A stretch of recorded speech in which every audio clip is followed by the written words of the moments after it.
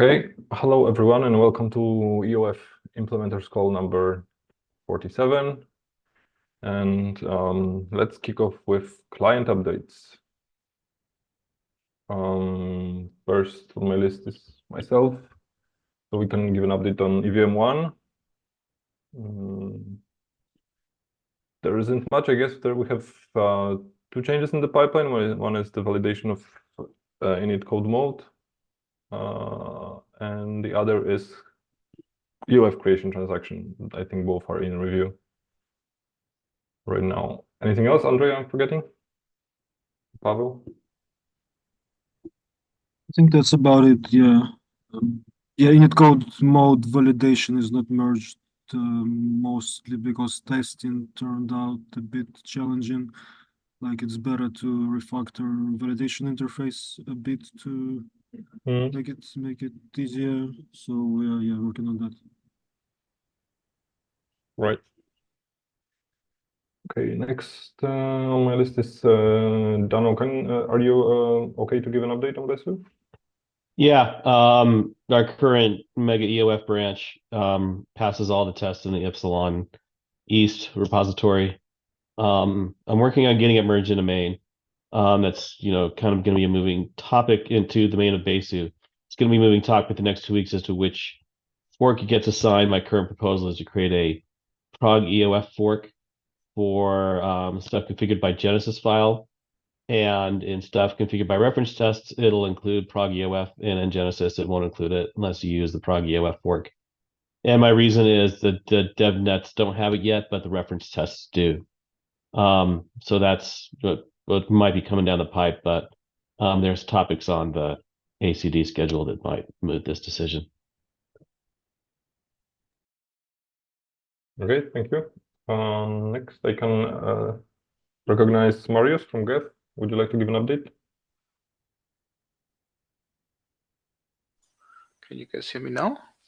Yes, very, very well. Perfect. Yeah, so as I said on the interrupt, our code validation was working, but it was suboptimal because it didn't go like the kind of the work list thing wasn't great. And so I started completely rewriting the stack validation.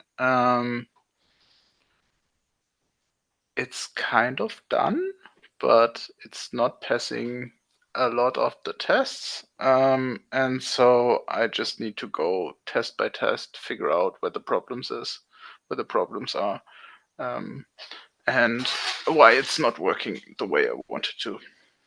Yep, that's it. Okay, thank you. Do we have any other clients participating? Client teams, I mean? Anyone wants to give an update? Okay, I guess not. Then compiler updates. Do we have anyone from a compiler team on the call?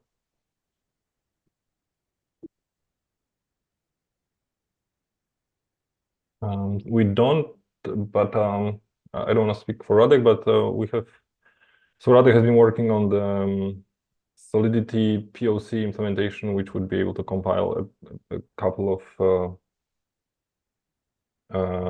well-known contracts, and it's working right now. I think the main purpose was to compare the bytecode sizes, and the results are optimistic so far. But I think we're still working on fully, I don't know, cross-checking the results. Optimistic as in, I think there were no code size regressions.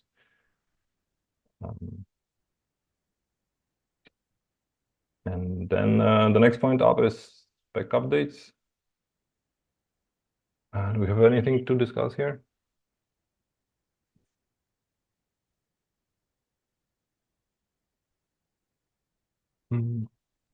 I don't think so. I think everyone's burnt out from interop. Yeah. Yeah, so the one that you tagged me on this today, Pavel. Yeah, I think I counted. So how well can you hear me? Because sometimes I have issue with mic. Can hear you It's fine. okay. Yeah, I think I counted like 4 different issues we kind of need to resolve. And there's a different level of complexity. So one that we discussed for longer was this return data copy instruction. I think most of the people are in favor of changing this, and we discussed how exactly to do that. I think there were 2 variants. One is we kind of remove the old opcode in EOF and we introduce new opcode. So mostly we'll change the name of the instruction somehow, so it's more clear that it is different. The other option is to just change the semantic of the instruction depending if they're running in EOF or not. I think it's slightly in favor of compilers are slightly more in favor on the in this change semantic version. So I think that would be nice to figure out if we're doing this and like which version, because that's kind of one of the longest pending issues. And yeah, I'm not sure. I kind of also in favor of just changing how it works. But if it's good enough, I'm not sure.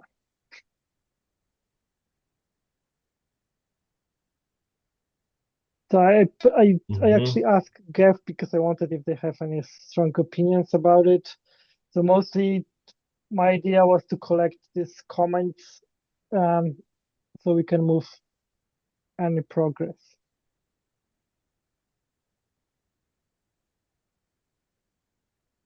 Second.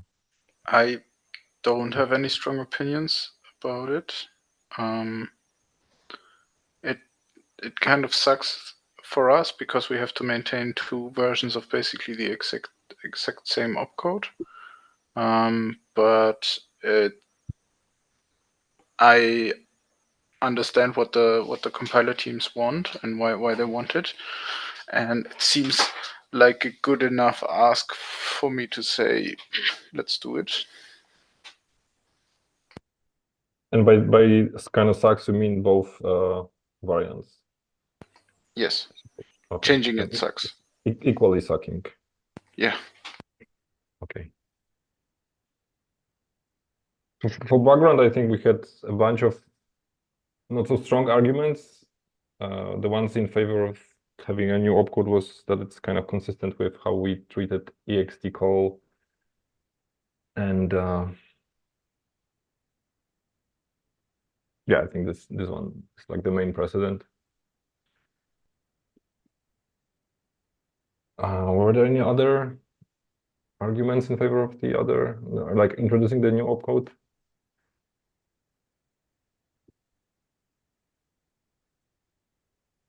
We had like a big notion of it being more secure, like more separated, but I don't know if it's actually a thing. I think the only argument that I came up with was that with this change, we're kind of breaking how it works and maybe assumptions around how it works. So if someone like assumes this old behavior and only knows this old behavior, then they might be surprised by it. But I don't know if there are any people that really know about this behavior that are not in the room right now. So I would be fine with changing this. Mm-hmm. Yeah, I think that was the main argument. So if we introduce new opcode, at least like people Will notice. inspecting EVM, they will notice that this is something new, and they will need to find the spec what it does, and they will find out that it's like the old one, but like with a change. Otherwise, they will see kind of the same name on the trace, for example, but I think it's also fine. So I would suggest we actually go along with the change. So we kind of spec it out because I think we don't have it done. I mean, in the EOF repo, we have it, but we need EIP updates. So maybe let's do it with the change semantic.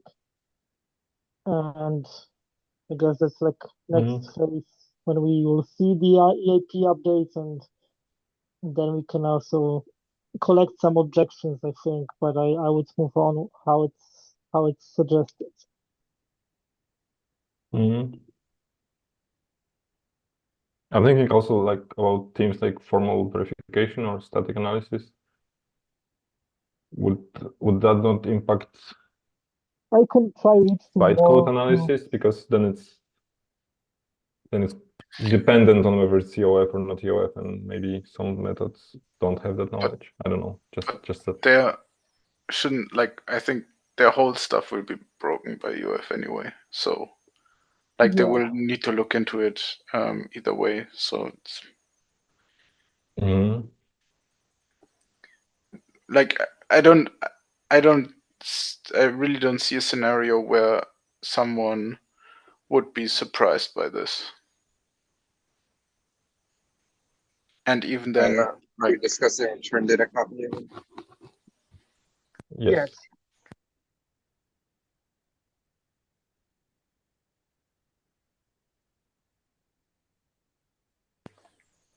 And even if someone would be surprised by it, it's probably only going to be one person in the history of everything ever.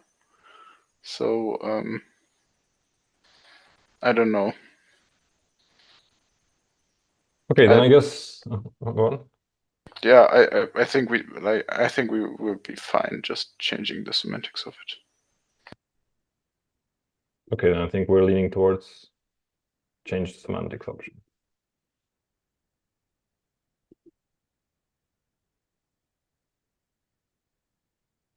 Okay. What were the other things? Probably were mentioning 4 items. Yes. So other was this init code mode validation. I think that's in progress. So I think we don't have to spend time on it. But it's kind of, the spec is not updated yet. So that I wanted to mention.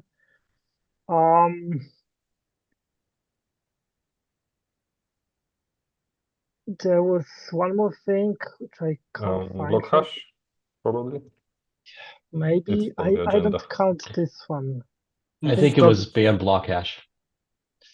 Yeah, I think I didn't count this one because seems like no change here. I think we didn't collect enough arguments to make any changes.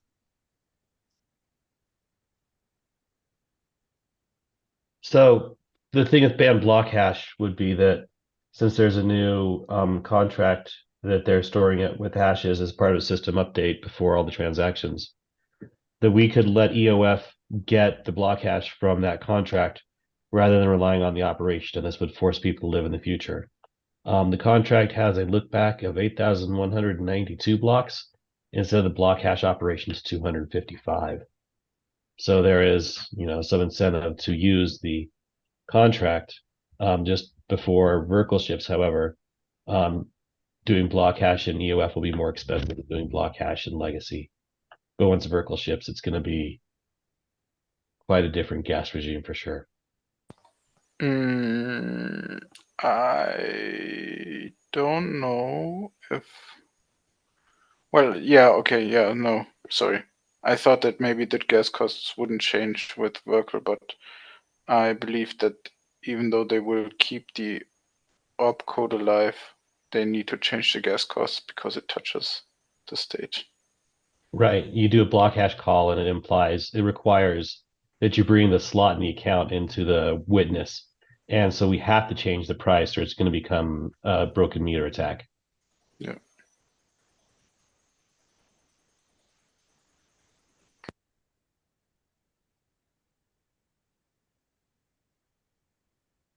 I am in favor of not removing block hash, because the pricing will change eventually anyways, and it just creates more friction to upgrading to EOF. Yeah, I'm also kind of feel it's like it's better to leave it as it is. There are not so strong arguments to do it. Should we log this as considered and rejected in one of the EIPs then? Yeah, probably makes sense. That's why I created the issue, but I can move this to EIP as well. Should be the meta EIP maybe? I don't know, the rational section of meta EIP. Whichever EIP we're listing all the laundry list of banned opcodes, I think is the right place for it. This way, yeah. Can also be. That would be like the 36. general list of banned opcodes is the first EIP, which is 3540 right now. I think it's instruction validation which bans all the gas, etc. Maybe, I don't know. I remember that we were kind of discussing where to put it.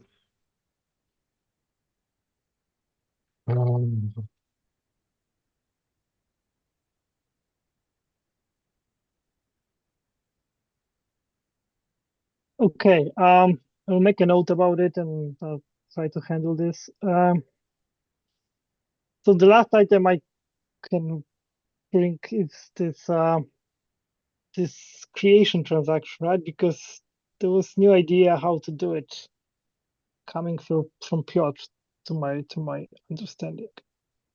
And we kind of discussed it a bit during intro up and seems we a bit like going in circles here, but let's maybe summarize what's going on right now. In terms of the creation transaction EIP, is that it? Or I'm not sure didn't that was written down, but mostly I think the difference from the current spec was that instead of running this in, you remember it correctly? Yeah, instead of running this in creation mode, we just kind of execute the code, and there's EOF create instruction in the code which will create a contract. Well, that was an idea tossed, but I think it didn't get traction. Okay, but there's some interesting, like, I think properties of this. One is that with EOF create instruction, we only stick to this create2 address scheme. This no ever used this alt create address scheme for EOF. So that's kind of, I think it's kind of interesting difference. Yeah, let me maybe open up the thread here. There's a disadvantage of requiring salt, by the way, which is that you need to generate new salts, and there's no nonce opcode. Right. So in this case, a compiler, if the desire is to get a new contract of a random address, effectively random address, the compiler just could dedicate it. You broke off, Dano. Sorry, what? Hello, Dano?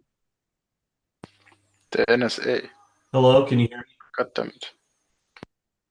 Can you hear me? Yes. Okay, my headphones died. The solution would be to dedicate a storage slot to become the moving salt. If you need to create new contracts that have random addresses that aren't driven by salt and the user doesn't want to manage it themselves. Can you not just use root? Yeah. What's that? Can you not just use random? No, because you need to like add something every time in the block. Like if you have multiple creations spread out across in the same transaction. I see. Yeah. Okay. Sorry. Yeah, maybe that's already. Yeah, I have to think about it because like the gas of create already accounts for the nonce update, right? So maybe this is somehow more expensive It's like penalizing people for doing something that was available before. So you would just put a warning in the compiler saying you can save gas by including a salt. Or if it's in the constructor, just apply a default salt because you know it'll only be used once. Those are some options. But the user has to keep track of nonce too, if they don't have like a input for it. Right.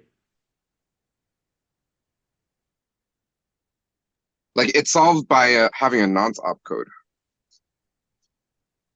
which people also ask for. But we would also need to burn the nonce, not just use the nonce. Because what if you do multiple of the same contract?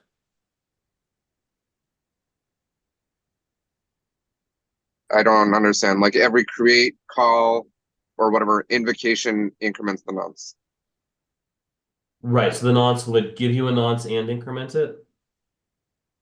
Yes, which is like exactly what create does. Right. That But if gets you have into some EO issues with 3074 in that it's supposed to be a transaction count, not just in contract count, not just a nonce increase. So that's an issue there. Another option considered was a sentinel value, where if you pass an assault of a certain value that the opcode could increment the nonce, but that feels like we're overloading too much. Yeah, what's the sentinel? Right. It could also be an immediate because we have that now.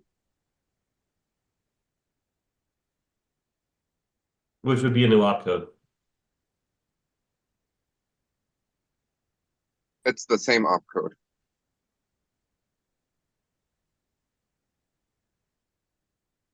That how would you signal a variable immediate? It would be EOF create plus an immediate. But you need a signal with the opcode number that you have an immediate. That's what I'm saying. Like the existing EOF create would change. Yeah. So that it always has an immediate. By the way, sorry, I'm driving, so I have to like mute and unmute myself. But another fun thing could be if legacy contracts can deploy EOF contracts. I think Vitalik presented a variant of this. But like if legacy contracts can deploy EOF contracts, which are like start with EF and then go the EOF validation rules, then we don't need to think about bootstrapping EOF contracts. We just let users deploy them with legacy contracts. So in achieving the goal of code isolation, this was not achievable because once you put EOF in memory, you can manipulate it, and you lose a lot of the benefits of EOF being self-contained. So this is one of the barriers that's necessary for our code introspection banning. I'm not convinced because you can only code introspect like at the barrier, like when you're going into EOF. But like once you're in EOF, you can't do introspection.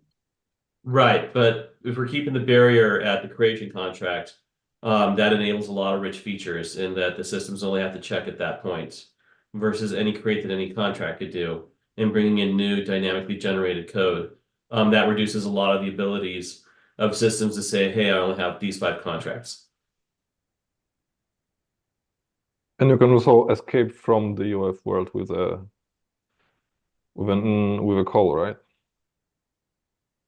Yeah, because you could delegate call and then escape into it. What if ban delegate call into legacy code? Yeah, you would need to normal call, I guess. But wait, how do you escape EOF? Right now you can't because we banned delegate calls into legacy code. But you can escape with call and then create. So you can manipulate EOF code inside an EOF context, and then you can ext call outside of it. And then that context will call create too, right? If that's allowed. Oh yeah. Yeah, you make it as input data and you don't care who's creating it. That's really interesting. Yeah, I don't know. It doesn't seem very different from the regular state where you have a God contract which can also deploy EOF code. but maybe I need to think about it more.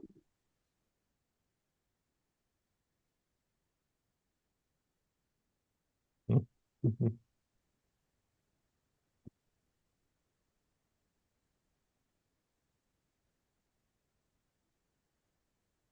Okay, so back to the topic of how to call it, the mode that would be the creation transaction top frame mode, right?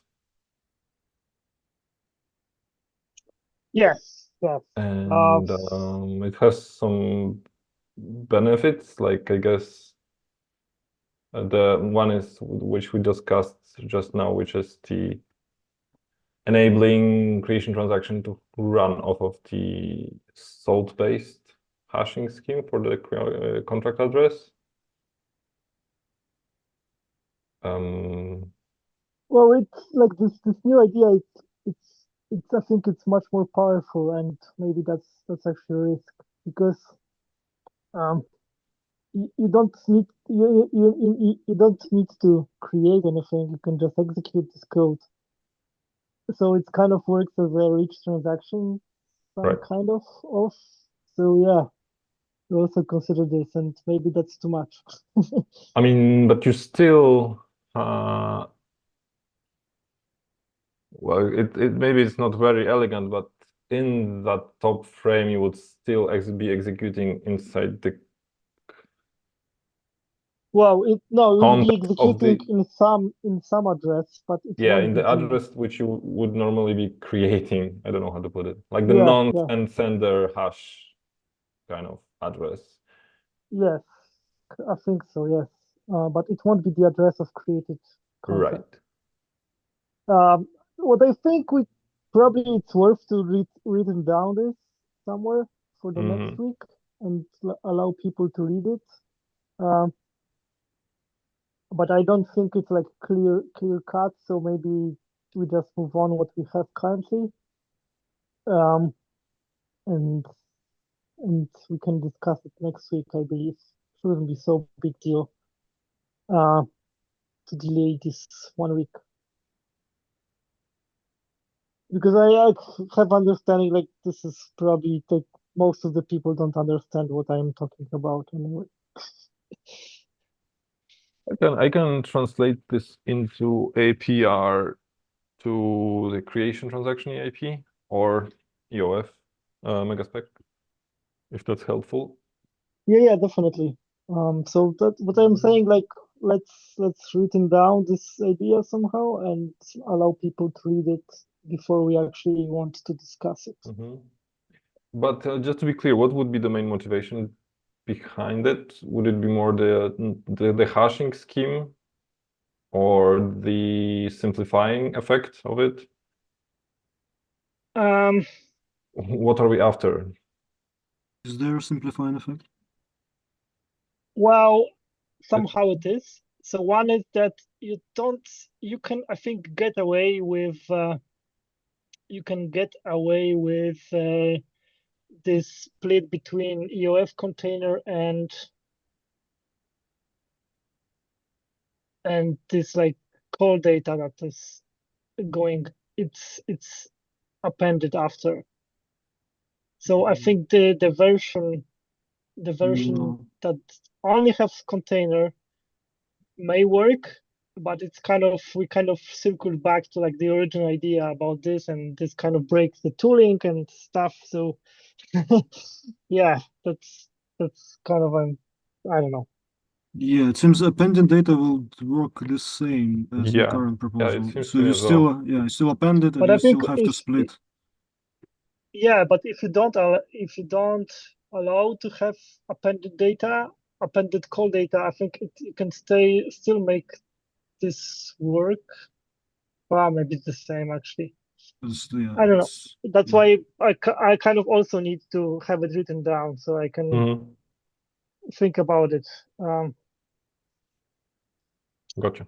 Yeah, one subtle potential simplification that I see is maybe that like top level container would be then always runtime container for both like on-chain containers and creation transaction.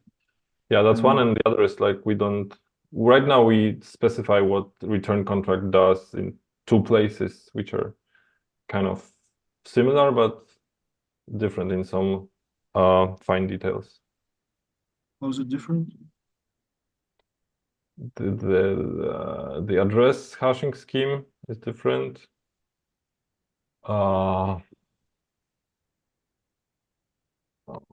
The 63, 64, I mean, you know, the obvious parts, but it's still like we repeat the spec, just almost the same thing. I'll add that they also don't appear at first glance like one is obviously better, but this thing basically allows EOAs to run arbitrary code, right? So it's like way more powerful because like you can do things like have calls, you can run EOF, you can have like multiple EOF create invocations, which I'm in favor of personally, but I don't know if that like makes it like some political thing about account abstraction. True. We don't want to. Yeah, that's But like, definitely like I prefer it because it's like way more powerful. I'm not sure. It's kind of the same what you can do with current legacy creation transactions. It's not exactly executing anything from EOA because current address executing the code is not EOA address, but this fake created address. Not fake. Yeah, actually, yeah. I mean, So I think the main... It's not quite rich transaction, but something more similar to legacy creation transaction. Yeah. You're right. I think the difference comes from the fact that we do not allow for return or stop in an init container. If we allowed that, then but we do allow in this new idea because it's yes, but then it is a runtime container, right? Yeah. If and also like not clear whether it doesn't deploy right after stop. Yeah, but right now, what happens if you send a empty to transaction with legacy init code and then stop on init? Yeah, I think it deploys empty code. Yeah, Andre, that's interesting, right? Like, what is the executing address of this new runtime container? It will be hash of nonce and sender address. Yeah. It's somewhat so you're not actually deploying code to that address though, because like the code that you actually deploy with EOF create is going to be like deployed from that address too. Right. Yes. Yeah, it's like double hashed. Yeah. Yep. Plus whatever salt. Yeah, blah, blah, blah. salt and hash of init code. Yes.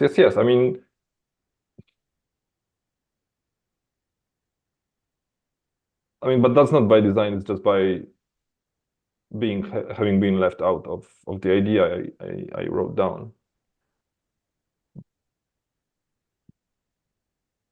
Right. It's not like we have, like anyone has pondered this, if it's right or not. So if you have a creation transaction in legacy and you stop, it actually deploys empty contract. Okay. Yeah.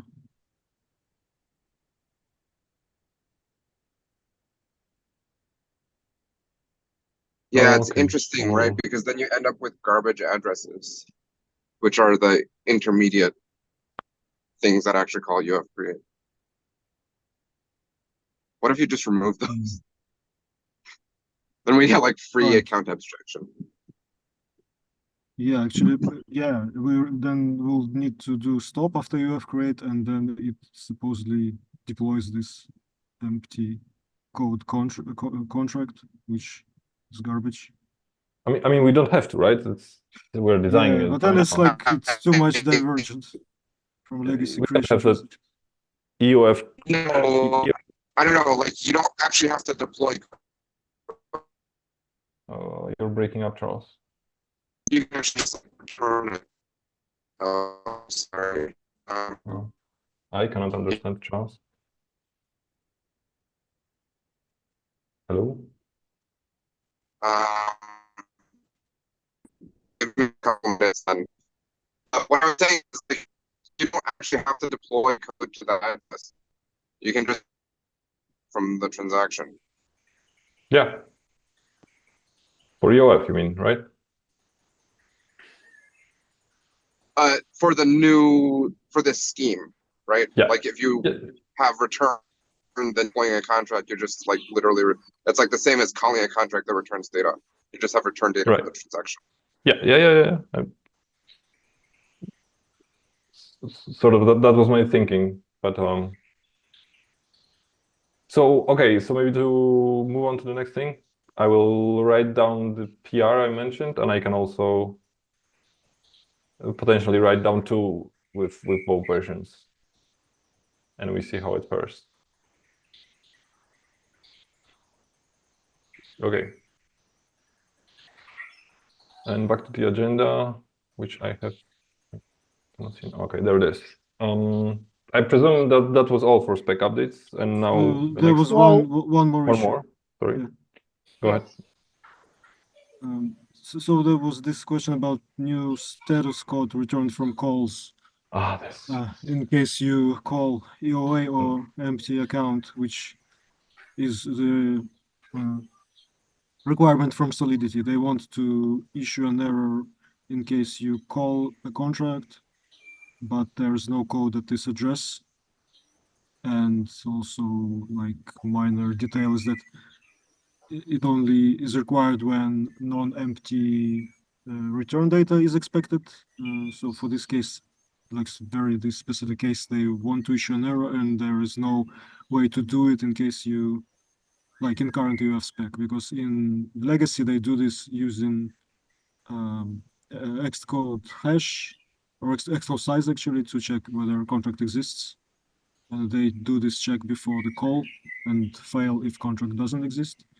In EOF, Xcode size is banned, so they need some other way, and like failing, or like rather succeeding with some special status code from the X calls would solve this. That's what we agreed on at the interop. Yeah, like the only unsolved question is which exactly status code to use, I guess.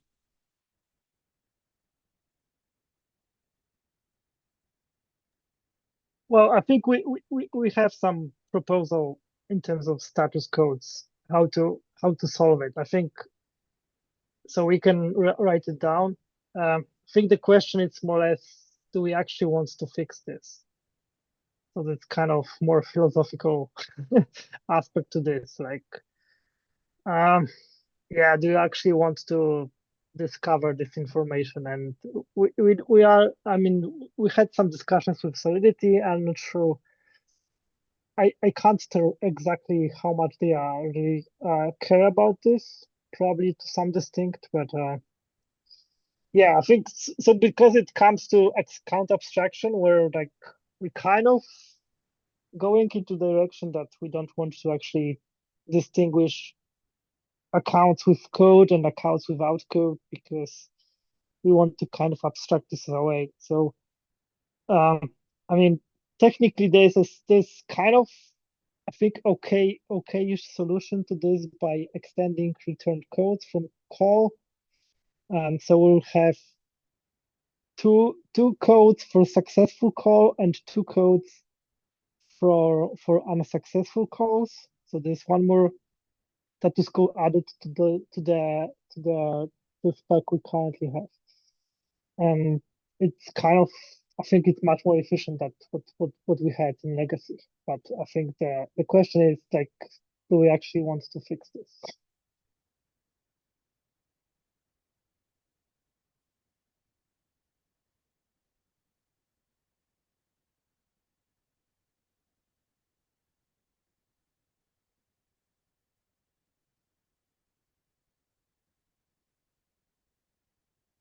We do it because it's like a common mistake, but in EOF, like there's this whole point, like it's like the same, like I said in the chat, it's like the same as having is the EOA opcode. It's also a way of inspecting code. And like the whole point is like you can't inspect anything about the account. So I think it's like fine actually to not have a separate status code.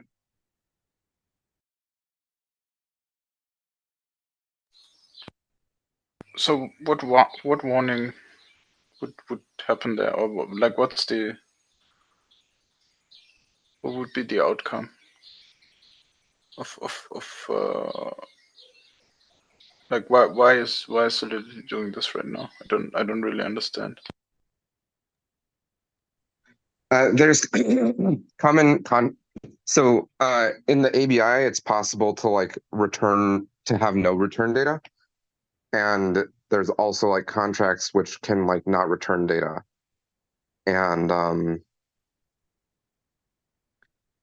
so you can have a call which succeeds and does stuff, and it's because you call the contract, but it doesn't return any data. Or you can like call an EOA, and like the code size check is like there to help you distinguish the two cases, but it's actually not. It's not necessary. Yeah, yeah. I don't get why you would want to distinguish between those two cases. Well, like if there's no code, then no execution happened, but EVM call returned success. Yeah, but that's the whole point of EOF and account abstractions, like you can't distinguish if like you call the contract which did nothing or you called an EOA. Yes. That's also kind of like how I see it. So in my opinion, this should not be a thing.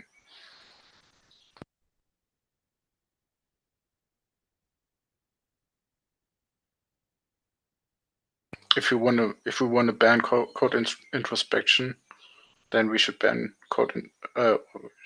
introspection, and not just like get it back into like the backdoor through the backdoor.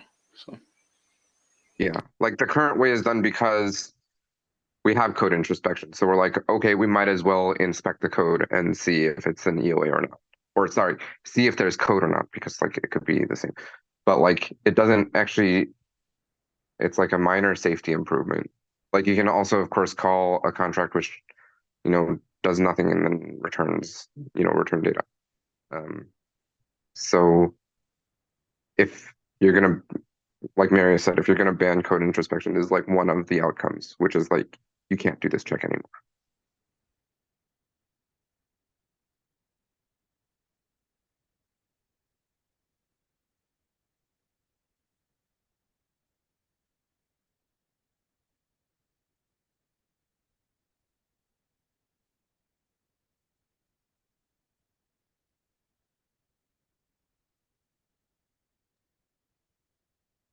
Okay, any other comments on this?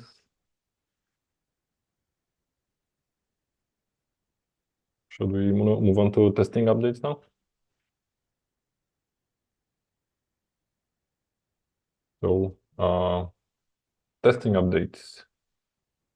We have Mario on the call. Hey, yes. Hello. So yeah, can you hear me? Yep, go on. All right. Yeah, so I saw the message that we need to clear up some PRs. I'm doing this today. So it's just a matter that I haven't gotten the time to review, but I will do this today. I will go over the PRs, and if anything is necessary, I will just try to rebase and fix and merge, get it merged as soon as possible. Yeah. Awesome, thank you. There's Also, there was another comment on the tracker, I think, and right. I saw the response that it's taking too much time, and I agree. It's maybe too much overhead. I really like the suggestion of just using the existing documentation, and I see the point that it's maybe a little bit it requires for us to copy more information from the actual test functions, and I think that's doable. So what we could do is, I think we can improve the doc strings in the testing functions and rely only on that for the description of the implemented test cases. The main reason I pushed for a tracker was just to make sure that the unimplemented, the not yet implemented test cases were not left out of implementation. That's the only reason why I wanted for us to keep a tracker. But I am open to a discussion if you think that this is still too much. Yeah, too much overhead. I think we can discuss other options.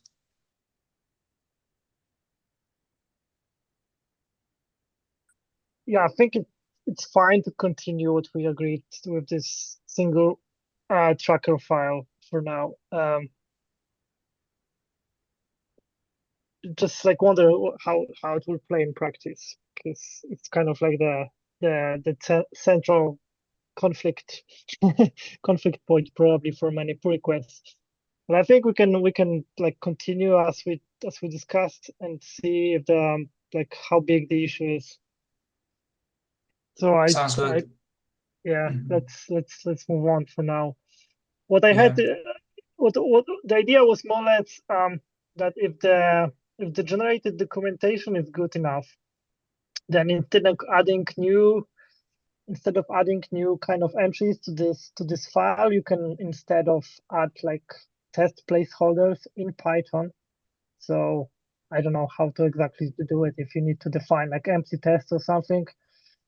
So then it will be pulled by this documentation generator, and you can browse kind of the same information. So like then if you need to add this test case, you just go to this placeholder and just fill the body of this test somehow like that. So like placeholder would be just like the function with the name and the description potentially. So the description also goes to this. So it's kind of the same work, more or less. You just add some like piece of like some number of lines for a test case you want to have, but it's already has its place in the source code, so you don't need to kind of map this file to the source code and make sure it's consistent and so on. But I think it might be too much to I mean, we can work on this feature maybe in parallel, but I wouldn't wait for it and like try to now spec out this kind of upgrade. So I think we should continue as we're doing, but that's the idea. Yeah, that's a very good idea. I like it. So I think there should be some modifications to the current script that we use to fill the documentation. And what we can do is maybe if the body is missing of the function, we can also add the not exfail, but skip. So PyTest has this marker that is basically just skip this test case. And when we find this, we might add something into the documentation, like either warning or something that to signal that the test case is thought of but not yet implemented. But yeah, sounds good. Let me explore that idea and see how it plays out in parallel. Okay, yeah, sounds great. Awesome.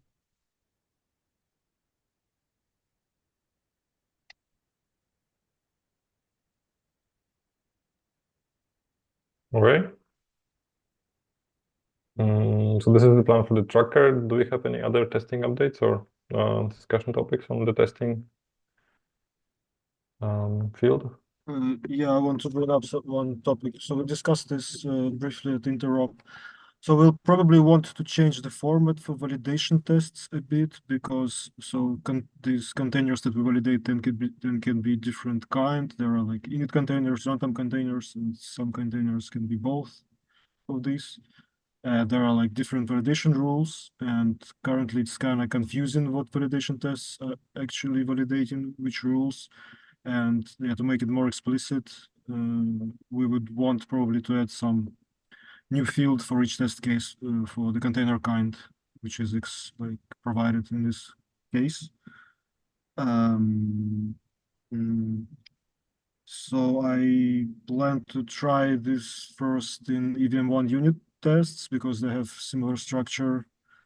And after that, I'll probably open an issue or PR in execution spec tests. And yeah, then we'll have to change all existing tests, I guess, but probably not very difficult because there are not many yet. Yeah.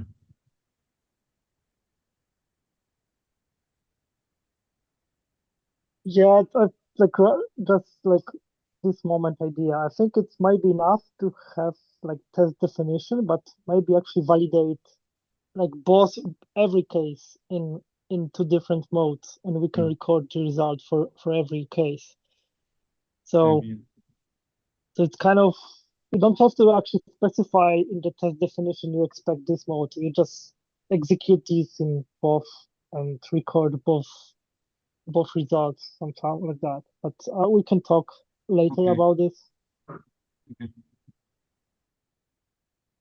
Each contract will have to have a return or a, well, I guess it can only have a revert. That's kind of a weird case. But it'll have to have a return or a stop or a return contract at the top level. So it has to be one mode. So running two executions of it feels like wasted cycles when we know in advance which one it should be. Maybe you don't know which one it should be. Maybe you want to validate it in both initcode and runtime mode. And only in the corner case would it only ever reverse would that come to where both of them might be valid, you wouldn't know. In an operating mainnet system, you're going to know it's in initcode mode or in runtime mode because you only get it in initcode mode at the create transaction, and you get it in runtime mode when you pull it off the tree. You know when you're executing and validating it which mode it is. You never don't know. Okay, I understand, but I don't think it's like super heavy in terms of CPU time. It's also helpful information because you like kind of double the number of tests.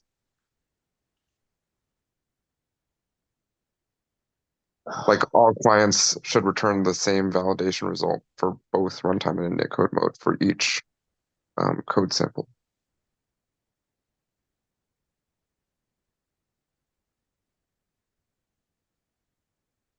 But unless it's a contract that only sends a revert, half of those cases are always going to be invalid by rule. Which is like yeah. And I'm saying that's like a good thing because you're like doubling the amount of things you test. I think it's wasted cycles, but I'm not going to die on this hill. I'm not testing anything, so it's just my opinion. Daniel, do you have this verification of the two different modes already implemented? Yes, I know upfront whether it's in runtime or initcode mode. And then when you go into the subcontainer validation, you'll know whether it's in initcode mode because you're calling it with EOF create, or if it's going to be in runtime mode because you're calling it with return contract. So once you know the top level one, you know the state of all the ones below, and it only affects which opcodes of those three you can return in those. So it's mostly the same validation, just in those cases you need to refer to the mode. And you can do this linearly, the validation. You do the top container, and then if a subcontainer has the wrong mode, you would detect it there because you'd have a return contract in a runtime code, and that's what the error would be. So you don't have to do it in anything other than straightforward reading and rendition of it. The error code gets kind of wonky, but that's okay.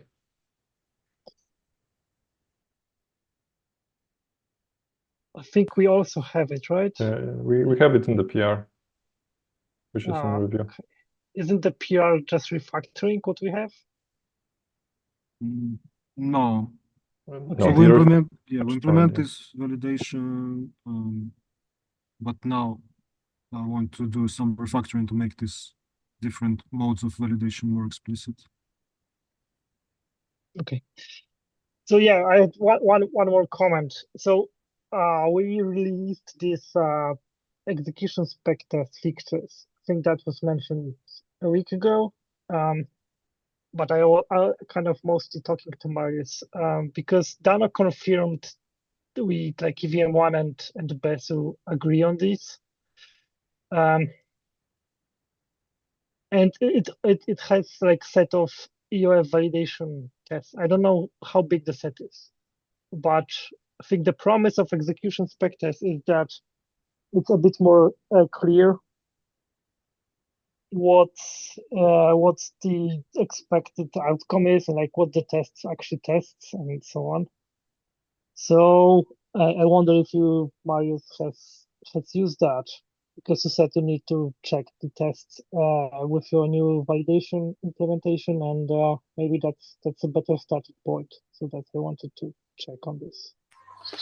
Yeah, so I implemented the new validation yesterday and today. And I started testing it with like we have 16 test cases within Geth. Inherited from some really, really old version, and 3 of them still fail. So I need to make them pass first before I can think about any other test cases. Okay, that's fine. Yeah, but if in case this like execution spec test fork we have at Epsilon, and we just publish the fixtures there in case someone needs to. I will keep it in mind. Thanks.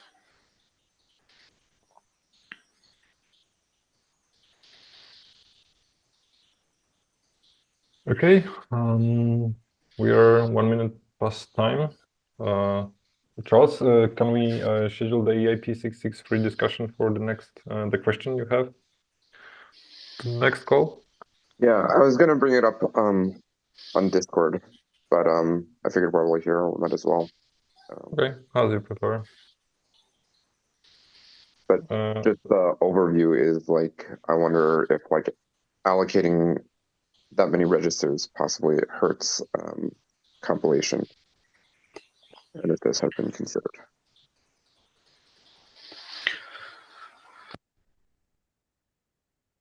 Okay, then any closing notes, or should we wrap up?